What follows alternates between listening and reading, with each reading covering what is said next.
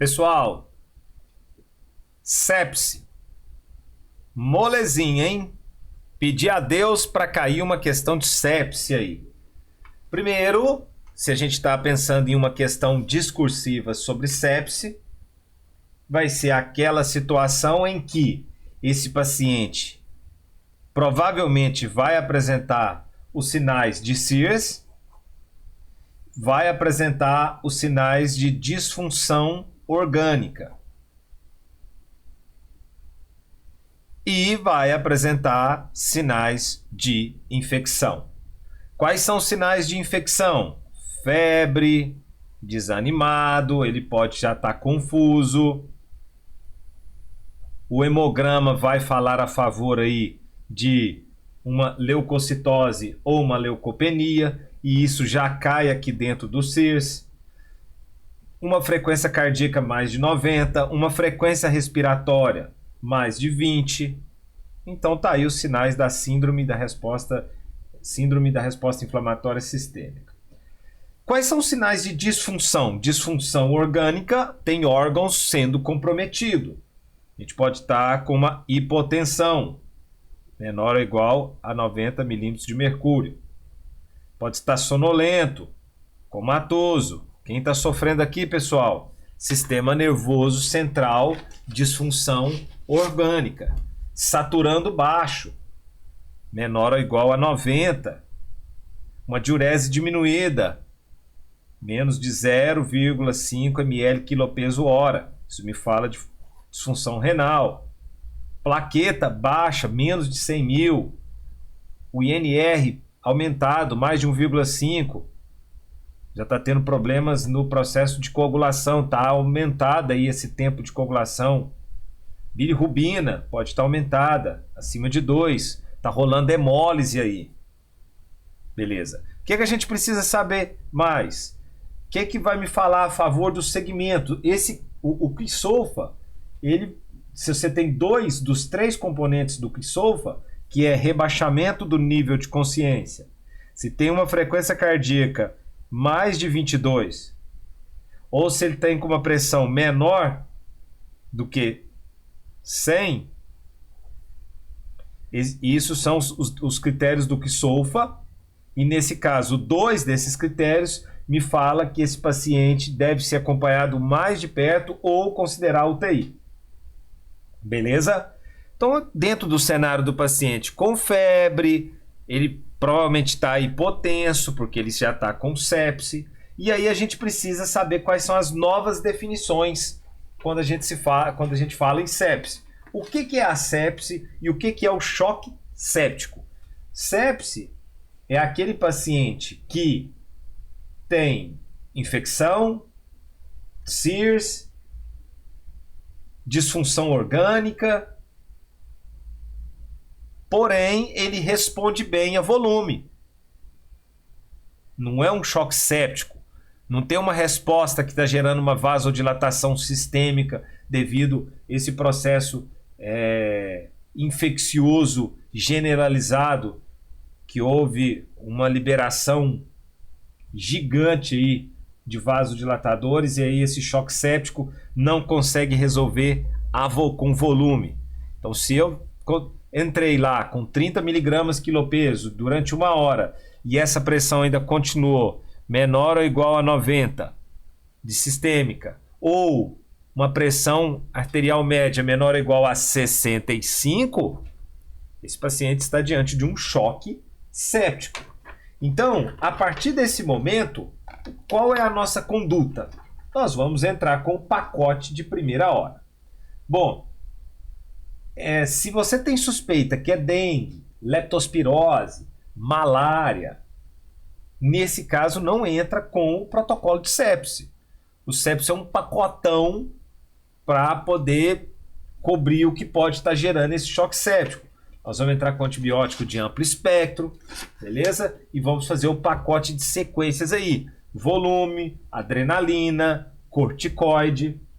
Então, beleza. Então, qual que é o pacote de primeira hora? Porque se cair questão de sepse, com certeza é o pacote da primeira hora. Quando se fala em pacote da primeira hora, a gente já fala um pouco da nossa conduta. Primeira coisa, pegar 2 acessos calibroso. Ok? Vamos passar sonda para avaliar a diurese. E aí, nesse caso, a gente vai coletar sangue para quê? Para gasometria, lactato, hemograma completo, creatinina, bilirrubina, coagulograma. Interessante que esse lactato esteja disponível no máximo aí até 1 hora de prazo.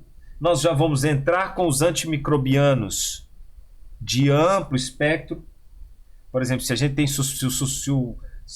esse choque séptico está relacionado a um foco pulmonar, vamos entrar com ceftriaxona e claritromicina.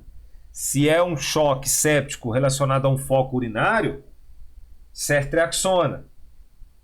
Se é um foco que você sabe que é abdominal, ali pode ter anaeróbico. Aeróbios, gram-negativos, gram-positivo, então você vai entrar com ceftriaxona, metronidazol, gentamicina e ampicilina. Se é partes mole, pele, cefalexina. E se não tem foco definido, um pancadão fortão aí, cefepime mais metronidazol. Beleza. Então qual que agora é a sequência? Qual é a sequência que a gente precisa saber? A gente foi ali, pegou 2 acessos,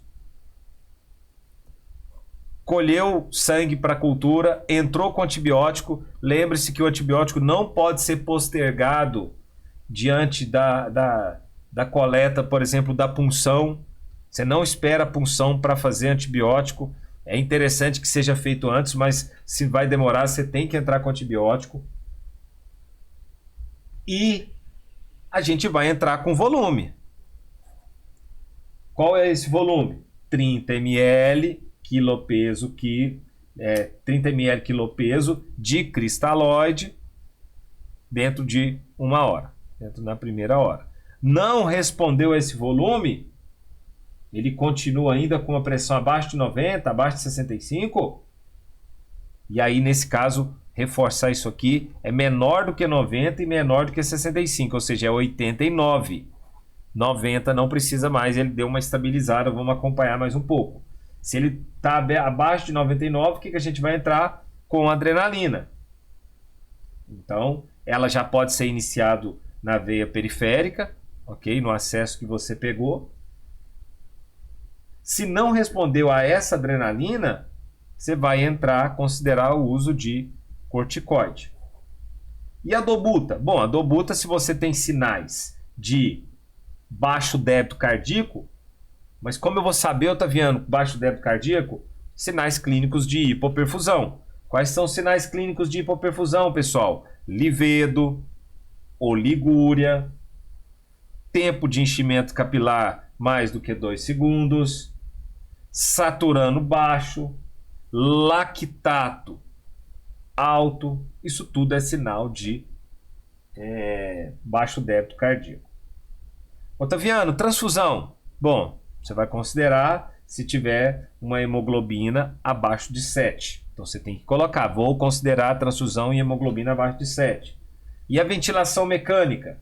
Bom, se esse paciente está grave, está saturando muito baixo, está com Glasgow abaixo de 8, eu vou entubar esse paciente. E nesse caso, essa ventilação mecânica, ela idealmente seja com volumes baixos, correntes, 6 ml quilopeso, ideal aí.